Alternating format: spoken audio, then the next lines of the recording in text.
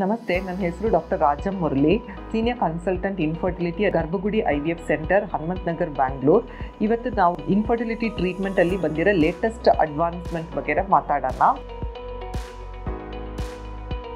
Usually infertility ಟ್ರೀಟ್ಮೆಂಟ್ಗೆ IVF ICSI ಅದು ಬೇಕಾಗುತ್ತೆ. IVF ICSI ಆದಮೇಲೆ ಅದರಿಂದ ಮೇಲೆ ಏನಾದರೂ ಟ್ರೀಟ್ಮೆಂಟ್ ಇದೆ ಅಂತ ನೋಡೋ ಟೈಮಲ್ಲಿ first pre implantation genetic screening ಅಂತ ಹೇಳ್ತಾರೆ. ಪ್ರೀ ಇಂಪ್ಲಾಂಟೇಷನ್ ಜೆನೆಟಿಕ್ ಸ್ಕ್ರೀನಿಂಗ್ ಅಂದರೆ IVF ಅಲ್ಲಿ ಭ್ರೂಣ ಆಗುತ್ತೆ, ಆ ಭ್ರೂಣನ್ನೇ ಟೆಸ್ಟ್ ಮಾಡೋದೇ ಪ್ರೀ ಇಂಪ್ಲಾಂಟೇಷನ್ ಜೆನೆಟಿಕ್ ಸ್ಕ್ರೀನಿಂಗ್ ಅಂತ ಹೇಳ್ತಾರೆ. ಪ್ರೀ ಇಂಪ್ಲಾಂಟೇಷನ್ ಜೆನೆಟಿಕ್ ಸ್ಕ್ರೀನಿಂಗಲ್ಲಿ ಭ್ರೂಣನಲ್ಲಿಂದು ಒಂದ್ಸಲ ಸೆಲ್ಗಳು ತೆಗೆದು ಬಯಾಪ್ಸಿ ಮಾಡಿ ಟೆಸ್ಟಿಂಗ್ಗೆ ಕಳಿಸ್ತಾರೆ. ಆ ಟೆಸ್ಟಿಂಗಲ್ಲಿ ಕ್ರೋಮೋಸೋಮ್ ನಂಬರ್ ಆ್ಯಂಡ್ ಸ್ಟ್ರಕ್ಚರ್ ಗೊತ್ತಾಗುತ್ತೆ. So chromosome number and structure normal ಇರೋ ಎಂಬ್ರಿಯೋನ ಯೂಪ್ಲಾಯ್ಡ್ ಎಂಬ್ರಿಯೋ ಅಂತ ಹೇಳ್ತಾರೆ. Chromosomal structure and number abnormal ಇರೋದನ್ನ ಆನ್ಯೂಪ್ಲಾಯ್ಡ್ ಅಂತ ಹೇಳ್ತಾರೆ. ಸೊ ಯೂಪ್ಲಾಯ್ಡ್ ಎಂಬ್ರಿಯೋಸ್, ಅದಾದ ಕ್ರೋಮೋಸೋಮಲ್ ಸ್ಟ್ರಕ್ಚರ್ ನಾರ್ಮಲ್ ಇರೋ ಎಂಬ್ರಿಯೋಸಲ್ಲಿ ಪ್ರೆಗ್ನೆನ್ಸಿ ಆಗೋದು.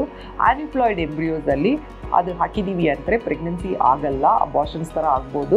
ಸೊ ಈ ಥರ ಎಂಬ್ರಿಯೋ ಸೆಲೆಕ್ಟ್ ಮಾಡೋದ್ರಿಂದ ಪ್ರೆಗ್ನೆನ್ಸಿ ರೇಟ್ಸ್ ಒಂದು 10 to 15% ಜಾಸ್ತಿ ಆಗುತ್ತೆ IVF ಅಲ್ಲಿ. Suppose pre implantation genetic screening ಎಲ್ಲರಿಗೂ ಮಾಡೋದಕ್ಕೆ ಅವಶ್ಯಕತೆ ಇಲ್ಲ. ಅದು usually more than 38 years of age ಇರೋವರೆಗೂ ಮಾಡ್ತೀವಿ.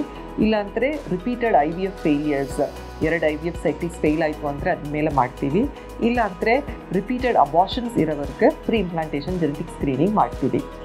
ದ ಸೆಕೆಂಡ್ ಲೇಟೆಸ್ಟ್ ಅಡ್ವಾನ್ಸ್ಮೆಂಟ್ ಏನಿದೆ ಅಂದರೆ PRP ಅಂತ ಹೇಳೋದು, platelet rich plasma. Platelet rich plasma ಅಂದರೆ ಅದು ನಮ್ಮದು ಬ್ಲಡ್ನ ತಗೊಂಡು ಆ ಬ್ಲಡ್ಲಿருந்து ಸೆಂಟ್ರಿಫ್ಯೂಜ್ ಮಾಡಿ ಅದರಿಂದ ಇರೋ ಗ್ರೋತ್ ಫ್ಯಾಕ್ಟರ್ಸ್ನ ಸಪ್ರೇಟ್ ಮಾಡ್ತಾರೆ. ಆ ಗ್ರೋತ್ ಫ್ಯಾಕ್ಟರ್ಸ್ನ 2 ರೀಸನ್ಸ್ಗೆ ಯೂಸ್ ಮಾಡ್ಬೋದು. ಒಂದು, ಎಗ್ ರಿಸರ್ವ್ ಕಡಿಮೆ ಇದೆ, ಅದಾದ ಎಗ್ ನಂಬರ್ ಕಡಿಮೆ ಇರೋವರು, ಪುವರ್ ಒವೇರಿಯನ್ ರಿಸರ್ವ್ AMH ಕಡಿಮೆ ಇರೋವರು ಆ ಪ್ಲೇಟ್ಲೆಟ್ ರಿಚ್ ಪ್ಲಾಸ್ಮಾನ ಅಲ್ಟ್ರಾಸೌಂಡ್ ಗೈಡೆನ್ಸಲ್ಲಿ ಓವರಿಯಲ್ಲಿ ಹಾಕ್ಬೋದು. ಆ ಥರ ಓವರಿಯಲ್ಲಿ ಪ್ಲೇಟ್ಲೆಟ್ ರಿಚ್ ಪ್ಲಾಸ್ಮಾ ಹಾಕಿದೆ ಅಂದರೆ 6 to 8 weeks later egg numbers improve ಆಗ್ಬೋದು. ಸೊ ಅದು ಒಂದು ಲೇಟೆಸ್ಟ್ ಟ್ರೀಟ್ಮೆಂಟ್. ಅದೇ ಸೇಮ್ ಪ್ಲೇಟ್ಲೆಟ್ ರಿಚ್ ಪ್ಲಾಸ್ಮಾ ಆ ಗ್ರೋತ್ ಫ್ಯಾಕ್ಟರ್ಸ್ನ ಗರ್ಭಕೋಶ ಒಳಗಡೆನೂ ಹಾಕ್ಬೋದು. ತಿನ್ ಎಂಡೋಮೆಟ್ರಿಯಮ್ ಇರೋವರೆಗೆ, ಅದಾದ ಎಂಡೋಮೆಟ್ರಿಯಮ್ ಲೈನಿಂಗ್ ಡೆವಲಪ್ ಮಾಡೋದಕ್ಕೆ ಕಷ್ಟ ಇರೋವರೆಗೆ ಆ ಪ್ಲೇಟ್ಲೆಟ್ ರಿಚ್ ಪ್ಲಾಸ್ಮಾನ ಎಂಡೋಮೆಟ್ರಿಯದಲ್ಲಿ ಹಾಕೋ ಟೈಮಲ್ಲಿ ಎಂಡೋಮೆಟ್ರಿಯಮ್ ಗ್ರೋತ್ ಚೆನ್ನಾಗಿ ಆಗುತ್ತೆ. So platelet rich plasma use ಮಾಡಿ ಎಗ್ ನಂಬರ್ಸ್ನ ಇನ್ಕ್ರೀಸ್ ಮಾಡ್ಬೋದು. ಇನ್ನೊಂದು, ಲೈನಿಂಗ್ ಆಫ್ ಯೂಟ್ರಸ್ನು ಥಿಕ್ನೆಸ್ ಇನ್ಕ್ರೀಸ್ ಮಾಡ್ಬೋದು. ಥರ್ಡ್ ಅಡ್ವಾನ್ಸ್ಮೆಂಟ್ IVF ಅಲ್ಲಿ ಏನಿದೆ ಅಂದರೆ ಟೈಮ್ ಲ್ಯಾಪ್ಸ್ ಇಮೇಜಿಂಗ್ ಆರ್ ಎಂಬ್ರಿಯೋಸ್ಕೋಪ್. ಇದು ಒಂದು IVF ಅಲ್ಲಿ ಎಗ್ ತೆಗೆದ ಮೇಲೆ ಅದು ಸ್ಪರ್ಮ್ ಜೊತೆಗೆ ಸೇರಿಸಿ ಇನ್ಕ್ಯುಬೇಟರ್ಲಿ ಹಾಕಿ ಬೆಳೆಸ್ತೀವಿ. ಸ್ಟ್ರಿಕ್ಟ್ ಕಲ್ಚರ್ ಕಂಡೀಷನಲ್ಲಿ ಟೆಂಪ್ರೇಚರ್, pH, ಆಸ್ಮೊಲಾಲಿಟಿ ಎಲ್ಲ ಮೇಂಟೈನ್ ಮಾಡಿ ಬೆಳಿತೀವಿ. ಆ ಥರ ಬೆಳೆಯೋ ಟೈಮಲ್ಲಿ ಅದೊಂದು ಅಡ್ವಾನ್ಸ್ಡ್ ಇನ್ಕ್ಯುಬೇಟರ್, ಒಂದು ರೀಸೆಂಟ್ ಇನ್ಕ್ಯುಬೇಟರ್ ಹೆಸರೇ ಎಂಬ್ರಿಯೋಸ್ಕೋಪ್ ಅಂತ ಹೇಳೋದು.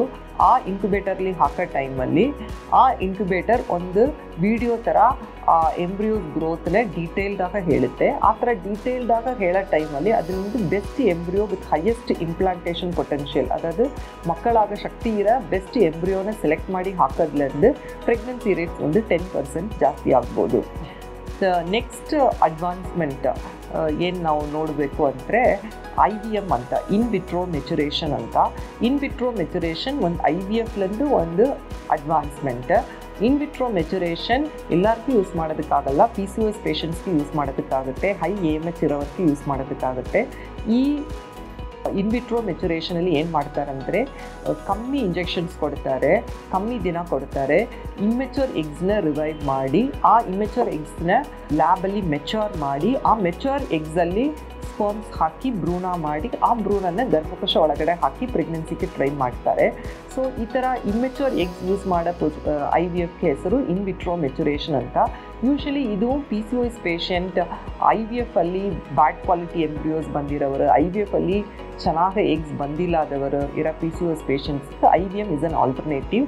IVM ಅಲ್ಲಿ OHSS risk almost 0 and IVM is a low cost procedure. Cost ಕೂಡ IVF ಅಲ್ಲಿ ಕಾಸ್ಟ್ ಕಡಿಮೆ ಇರುತ್ತೆ. ಏನಂದರೆ number of injections for IVMs are very less compared to IVF.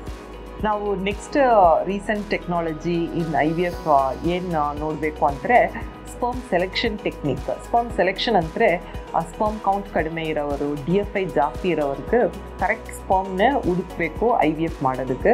ಆ ಸ್ಪರ್ಮ್ಸ್ನ ಹುಡುಕಿರೋದಕ್ಕೆ ಒಂದು ಟೆಕ್ನಿಕ್ ಇದೆ, ರೀಸೆಂಟ್ ಟೆಕ್ನಿಕ್, ಅದು ಮೈಕ್ರೋಫ್ಲೂಯಿಡಿಕ್ಸ್ ಅಂತ ಹೇಳ್ತಾರೆ. ಅದೊಂದು ಚಿಪ್ ಥರ ಬರುತ್ತೆ. ಅದು ಮೈಕ್ರೋಫ್ಲೂಯಿಡಿಕ್ಸಲ್ಲಿ ಸ್ಪರ್ಮ್ ಪ್ರಿಪ್ರೇಷನ್ ಹಾಕೋ ಟೈಮಲ್ಲಿ ಅದರಿಂದ ಬೆಸ್ಟ್ ಸ್ಪರ್ಮ್ಸ್ನ ಸೆಲೆಕ್ಟ್ ಮಾಡಿ IVF ಮಾಡೋ ಟೈಮಲ್ಲಿ ಎಂಬ್ರಿಯೋ ಕ್ವಾಲಿಟಿ ಚೆನ್ನಾಗಿ ಬರುತ್ತೆ, ಅದರಿಂದ ಸಕ್ಸಸ್ ರೇಟ್ಸು ಜಾಸ್ತಿ ಆಗುತ್ತೆ. Thank you.